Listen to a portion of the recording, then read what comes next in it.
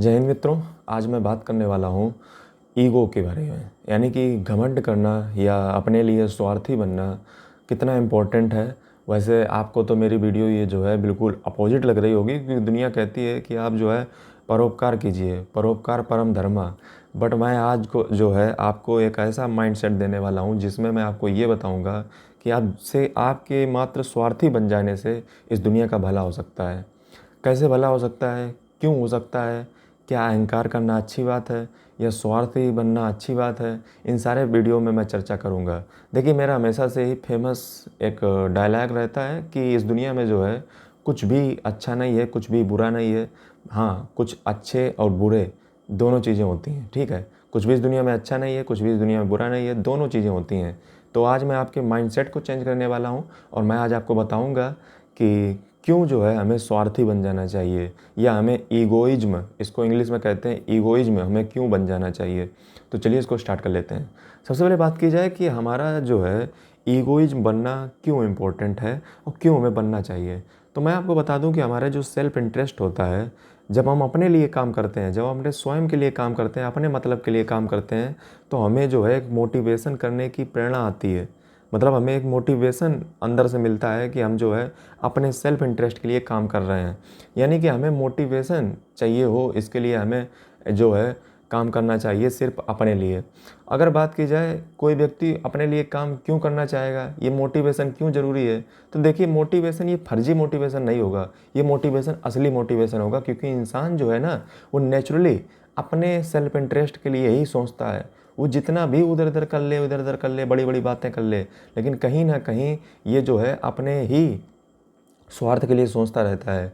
मैं आपको बता दूं, ऐसे आपने कई सारे इंटरव्यू देखे होंगे जिसमें जो सामने वाला व्यक्ति होता है उससे पूछा जाता है कि आप ये फलाना पद पे क्यों जाना चाहते हो, तो वो कहता है कि मैं समाज की भलाई करना चाहता हूँ। तो जो इंटरव्यूअर होता है ना, वो बहुत मनी मन हंसता है कि ये क्या बेकार की बातें कर रहा है। अगर ये भी कह देता कि सर मैं अपना जो है हित साधते हुए समाज का कल्याण करूँगा, तो ये भी सही था। लेकिन आपने क्या कहा कि मैं जो हूँ पूरी तरीके से समाज का कल्याण करना चाहता हूँ। तो यूपीएससी में जो है ये तरीके का क्वेश्चन जो पूछा जाता है, ये एथिक्स में क्वेश्चन पूछा गया है कि रसिया यूक्रेन के कॉन्फ्लिक्ट में जो है भारत का स्टैंड जो है वो दोनों तरफ बैलेंस क्यों चल रहा है। ये एथिक्स का सवाल है और ये सीधे तरीके से इसी टॉपिक से कनेक्टेड है। देखिए, मैं आपको बता दूं कि इंसान जो है सेल्फ इंटरेस्ट में यदि काम करेगा तो वो मोटिवेटेड रहेगा। और मोटिवेटेड रहना, सेल्फ इंटरेस्ट में जब कोई व्यक्ति काम करेगा तो वो उसका नेचुरल फिनोमेना है। नेचुरली प्राकृतिक रूप से इंसान अपने स्वार्थ के लिए काम करता है। दूसरी चीज़ अगर देखी जाए तो इंसान का ये जो है हिप्पोक्रेसी नहीं होगा। हिप्पोक्रेसी का मतलब ये होता है कि आप जो है अपने लिए कुछ कहें और दूसरों के लिए कुछ कहें। यानी कि जब आप स्वार्थी होंगे ना, तो आप जो कहेंगे वही जो है करेंगे। यानी कि आप जो है दूसरे लोगों को गाइड नहीं करेंगे, आप स्वयं जो है वही काम फॉलो करेंगे जो जो है आपको अच्छा लगता होगा। यानी कि आपके अंदर हिप्पोक्रेसी बिल्कुल भी नहीं होगी। आपका जो ओरिजिनल जो स्वार्थपन है वो आपका निकल के बाहर आएगा। दूसरी ओर अगर हम देखें तो ऑटोनॉमी, यदि आप अपने सेल्फ इंटरेस्ट के लिए मोटिवेशन के तौर पे काम करते हो तो आपको एक स्वायत्तता मिलती है, यानी कि ऑटोनॉमी मिलती है कि आप जो है अपने खुद पे दम पे जो है अपना काम करते हो, जो इसमें कोई बुराई नहीं है। अब अगर बात की जाए तो एक थ्योरी आती है, theory of organic unity. Theory of organic unity ये कहती है, थ्योरी ऑफ ऑर्गेनिक यूनिटी ये कहती है कि इस दुनिया में कोई भी व्यक्ति जब अपने लिए काम करता है तो सिर्फ उससे ही काम नहीं होता। जैसे ये दुनिया जो है ना, अभी देखिए आगे मैं बहुत बेहतरीन बेहतरीन एग्जांपल देने वाला हूँ, तो इस वीडियो को लास्ट तक देखिएगा। जब दुनिया जो है, कोई भी जो है पूरी दुनिया है, उसमें जब एक ऑर्गन, ऑर्गेनिक यूनिटी की थ्योरी है ये, इसमें कह रहा है कि जब एक ऑर्गन जो है अच्छे तरीके से वर्क करता है तो दुनिया पूरी बहुत अच्छे से चलती है। यानी कि एक के अच्छे से काम करने से पूरी दुनिया का भला होता है। कैसे होता है? जैसे एक बिजनेसमैन जब अपना बिजनेस स्टार्ट करता है तो देखिए किया उसने अपने स्वार्थ के लिए है, बट उससे जो है तमाम लोगों को रोजगार मिल रहा है, नौकरी मिल रही है। तो ये क्या है? यानी कि जब देश का एक ऑर्गन जो है अपने स्वार्थ के लिए काम करता है तो उससे अलग लोगों को भी बिजनेस की में जो है अपॉर्चुनिटी मिलती है और उनका जो है रोजगार मिलता है। फिर वहीं पे अब देखा जाए कि स्वार्थी बनने के क्या उपयोग हैं, क्या इसके प्रभाव हैं, क्या इसके एप्लीकेशंस हैं, कैसे स्वार्थी बनना हमें बेनिफिशियल हो सकता है। तो अब मैं आपको सामने जो है बहुत सारे एग्जाम्पल रखूँगा जिससे आपको ये संतप्त हो पाएँ कि स्वार्थी बनना क्यों ज़रूरी है। स्वार्थी बनना इसलिए ज़रूरी है क्योंकि अगर आप जैसे मान लें, अगर आप स्वार्थी नहीं बनेंगे तो आप रोड नहीं बनवा पाएंगे। जैसे आपको अगर अपने गांव में रोड बनवानी है तो आपको स्वार्थी बनना ही पड़ेगा। मतलब आपको जो है, जब बहुत सारे लोग एक, जैसे मान लो बहुत एक लोग अगर स्वार्थी बनेगा तो उससे कुछ नहीं होने वाला। अगर पूरा का पूरा गांव स्वार्थी बन जाए और वो वोट करे किसी इसे एक विशेष व्यक्ति को, तो विशेष व्यक्ति जो पॉलिटिकल लीडर है, वो पॉलिटिकल लीडर जो अवधारणा अपनाता है वो ही भी ईगोइज्म की अवधारणा ही अपनाई जाती है।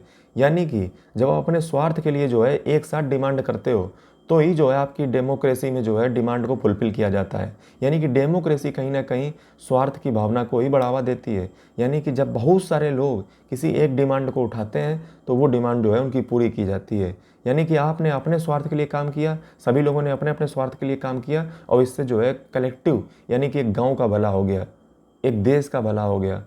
आगे बात की जाए, जैसे मान लीजिए मैं एक स्कूल जो है खुलवाना चाहता हूँ अपने गांव में, लेकिन सवाल ये है कि हमारे स्कूल हम खुलवाएं कैसे। हमारे स्कूल में जो जितने भी बच्चे हैं सारे लेबर काम करते हैं और मेरा ही एक बच्चा है जो है स्कूल को में पढ़ना चाहता है, तो मैं स्कूल को कैसे खुलवाऊँगा।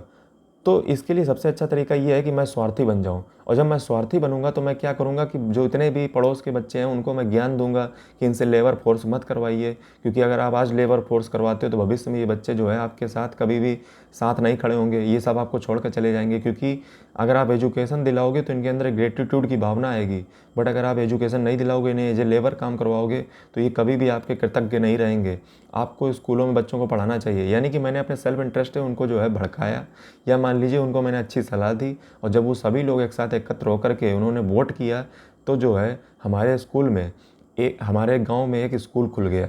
ये भी एक स्वार्थ की ही भावना है। यानी कि एक व्यक्ति स्वार्थी बना और इससे सभी का कल्याण हो गया। फिर आगे अगर बढ़ा जाए तो स्टेट लोगों ने क्यों बनाया। जैसे अगर बात की जाए कि इंसान ने जो है ये देश, ये कंट्री, ये स्टेट, ये सब क्यों बनाया, तो स्टेट इंसान ने जो है अपने स्वार्थ को परिपूर्ण करने के लिए ही बनाया है। आप कहोगे सर कैसे। क्योंकि जब स्टेट नहीं था तो कोई कानून नहीं था, और जब कोई कानून नहीं था तो इंसान जो है डरा रहता था कि कहीं कोई वायलेंस ना कर दे, कहीं कोई मार कूट ना डाले, कहीं कोई लूट कर में ना चला जाए। इसलिए इंसानों ने सोचा कि क्यों ना एक स्टेट का निर्माण किया जाए, एक राज्य का निर्माण किया जाए जो एक कानूनों से बनता हो। हमारा देश से भला होगा और पूरे समाज का भला होगा। यानी कि इंसानों ने जो है एक सोशल कॉन्ट्रैक्ट किया है। सोशल कॉन्ट्रैक्ट किनके बीच में है, स्टेट और उनकी जनता के बीच में, कि स्टेट ये वायदा करता है कि इस देश में सब जो है कानून के हिसाब से चलेगा और कानून जो है जनता के हिसाब से चलेंगे, और जनता जो है उनको निर्धारित करेगी अपनी सरकार को बदल करके, कि सरकार जो है जिसे चूज़ करेगी वही सरकार कानून बनाएगी जा करके। यानी कि लोगों के सेल्फ इंटरेस्ट को परिपूर्ण करने का काम जो है वो स्टेट को दे दिया। और स्टेट अब वॉलंटियर नहीं रहेगा, स्टेट अब वायलेंस नहीं करेगा कि वायलेंस किसी पे भी होने लगे, क्योंकि अब देश में कानून है। तो ये एक सोशल कॉन्ट्रैक्ट जो है इंसानों ने अपने स्वार्थ के परिपूर्ण करने के लिए ही स्टेट का निर्माण किया था। ठीक है, आगे अगर बढ़ा जाए तो इंसान ने जो है कॉन्स्टिट्यूशन क्यों बनाया, तो कॉन्स्टिट्यूशन का भी आपको जवाब मिल गया होगा। कॉन्स्टिट्यूशन इंसान ने अपने स्वार्थ के लिए बनाया। अगर कॉन्स्टिट्यूशन नहीं होगा तो कोई भी अत्याचार कुछ भी करेगा, कॉन्स्टिट्यूशन होगा तो इंसानों का जो है वो एक लॉ के हिसाब से ही सज़ा को मिलेगी। फिर अगर बात की जाए देश की जो है नेशनल इंटरेस्ट को प्रोटेक्ट करने के लिए, जैसे अगर आप डॉक्टर एस जयशंकर का अगर आप बयान देखें, जो कि हमारे विदेश मंत्री हैं, वो कभी कभी जो है रसिया का स्टैंड ले लेते हैं रसिया यूक्रेन वार में, और कभी कभी यूक्रेन का स्टैंड ले लेते हैं। आखिर क्या इसके पीछे कारण है, तो देखिए भारत को दोनों की ज़रूरत है और भारत को जो है स्वार्थी बनना ही पड़ेगा। यानी कि जब भारत की बात वोटिंग की आई थी तो भारत ने जो है यूक्रेन में भी वोटिंग नहीं की, ना रसिया में भी वोटिंग की, क्योंकि रसिया को से जो है भारत को क्रूड ऑयल मंगाना है। इसलिए जो है भारत को अपने नेशनल इंटरेस्ट यानी कि अपनी स्वार्थ को पूर्ण करने के लिए हमें किसी भी के साथ भी खड़ा नहीं होना है। और भारत हमेशा नॉन अलाइन मूवमेंट का पार्ट रहा है, यानी कि गुट निरपेक्षता की नीति का भारत पालन करता है। और भारत जो है किसी भी प्रकार से किसी एक देश का समर्थन या किसी एक देश का विरोध नहीं करना चाहता, क्योंकि भारत को अपने नेशनल इंटरेस्ट फुलफिल करने हैं। क्योंकि जब भारत के नेशनल इंटरेस्ट फुलफिल होंगे तो हमारी जनता के यहाँ पे जितने भी महंगाई है वो कंट्रोल रहेगी, और महंगाई कंट्रोल रहेगी तो हमारी जनता का स्वार्थ परिपूर्ण हो पाएगा। यानी कि अगर हमें स्वार्थी बनना पड़े हमारी जनता के लिए, एक कलेक्टिव जनता के लिए, एक बहुत सारी जनता के लिए, उसके एक छोटे छोटे अंग हैं, छोटे छोटे लोग हैं, उनके स्वार्थ के लिए अगर हमें स्वार्थी बनना पड़े, अपने नेशनल इंटरेस्ट के लिए, अपनी देश की सॉवरेंटी के लिए अगर हमें स्वार्थी बनना पड़े तो हमें बनना जायज़ है। वहीं पे अगर हम बात करी जाए वर्क कल्चर के बारे में, वर्क कल्चर के बारे में बात करें उससे पहले मैरिज पे बात कर लेते हैं। इंसान ने मैरिज क्यों बनाई? तो इंसान ने मैरिज इसलिए बनाई ताकि जो है अपनी प्रॉपर्टी का ट्रांसफ़र अपने बेटे में किया जा सके। इसलिए जो है इंसान ने, क्योंकि मैरिज इसलिए ज़रूरी थी क्योंकि प्रॉपर्टी का ट्रांसफ़र कैसे होगा, तो इंसान ने जो मैरिज बनाई है वो भी अपने स्वार्थ के लिए ही बनाई है। वो भी अपने स्वार्थ के लिए बनाई है ताकि प्रॉपर्टी का ट्रांसफ़र हम कर सकें। फिर जो बात करें वर्क कल्चर की, तो हमारे देश में अगर आप वर्क कल्चर देखते होंगे तो हमारे देश में 2 तरीके का वर्क कल्चर पाया जाता है, एक सरकारी, एक प्राइवेट। अगर आप सरकारी में जाते हो तो सरकारी में कहा जाता है कि आप सेवा करने जा रहे हो, और सेवा करने वाले जो है आपका कोई वर्क नहीं करते हैं। जबकि जो प्राइवेट में जो वर्क होता है वो सेवा के भाव से नहीं होता है, उसमें सीधा कहा जाता है कि आप अच्छा काम करके दीजिए, आपकी अच्छी जो है प्रमोशन मिलेगा, आपको अच्छा जो है हम सैलरी देंगे। फिर वो चाहे टीचर का कॉन्ट्रैक्ट हो, फिर वो चाहे किसी कंपनी में आप जॉब करने जा रहे हो, फिर वो चाहे सुंदर पिचाई हो, कोई भी व्यक्ति हो सकता है।